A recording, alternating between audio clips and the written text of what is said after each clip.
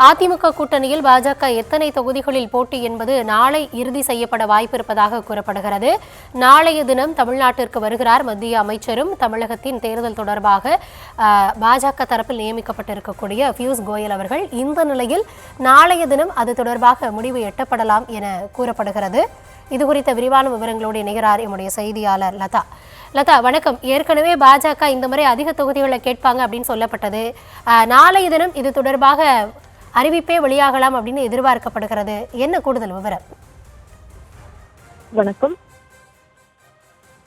பாஜக தேர்தல் பொறுப்பாளராக நியமிக்கப்பட்ட பியூஷ் கோயல் நாளை சென்னை வருகிறார். சென்னை வரும் அவர் அதிமுக பொதுச் செயலாளர் எடப்பாடி பழனிசாமியை நேரில் சந்தித்து பேச இருக்கிறார். இந்த சந்திப்பின் போது அதிமுக பாஜக இடையேயான அந்த தொகுதி பங்கீடு, எத்தனை தொகுதிகள் பாஜகவுக்கு கொடுக்கப்படுகிறது என்பது இறுதி செய்யப்படும் என்ற தகவல் கிடைத்திருக்கிறது. அதே போல பியூஷ் கோயலுக்கு இபிஎஸ்சியினுடைய வீட்டில் மதிய விருந்தும் கூட ஏற்பாடு செய்யப்பட இருக்கிறது.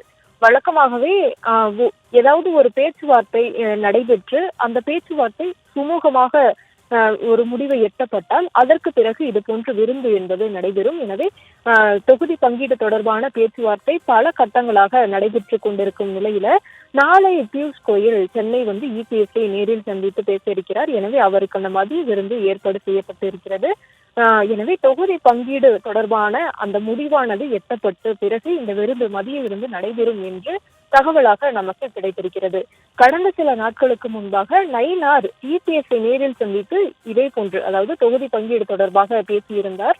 அப்பொழுது கூடுதல் தொகுதிகளை அவர் கேட்டிருந்ததாக தகவலாக நமக்கு கிடைத்திருந்தது. அது மட்டும் இல்லாமல் அதற்கு பிறகாக எஸ்.பி. வேலுமணி, சி.வி. சண்முகம் உள்ளிட்டவரெல்லாம் டெல்லிக்கு சென்று அங்கே தேசிய தலைவர்களையும் கூட சந்தித்து பேசியிருந்தார்கள். முக்கியமாக நிதி அமைச்சரையும் கூட சந்தித்து பேசியிருந்தார்கள். எனவே இந்த தொகுதி பங்கீடு பேச்சுவார்த்தை என்பது பல்வேறு கட்டங்களில் நடைபெற்று கொண்டிருந்தது. அதற்கு பிறகு நயினார் மேலும் அண்ணாமலை உள்ளிட்டோரும் கூட டெல்லி சென்று தேசிய தலைவர்களை எல்லாம் சந்தித்து அதிமுக பாஜக இடையேயான தொகுதி பங்கீட்டில் அதிமுகவினுடைய நிலைப்பாடு என்னவாக இருக்கிறது, இவர்கள் எத்தனை தொகுதிகளை கேட்டிருக்கிறார்கள், என்ன மாதிரியான ஒரு முடிவை எட்டலாம் என்றெல்லாம் கலந்து ஆலோசித்திருந்தார்கள். எனவே தொகுதி பங்கீடு தொடர்பான பல்வேறு கட்ட பேச்சுவார்த்தைகள் எல்லாம் நடைபெற்று இருக்கும் நிலையில நாளை ஒரு முடிவு எட்டப்படலாம் என்று தகவலாக நமக்கு கிடைத்திருக்கிறது.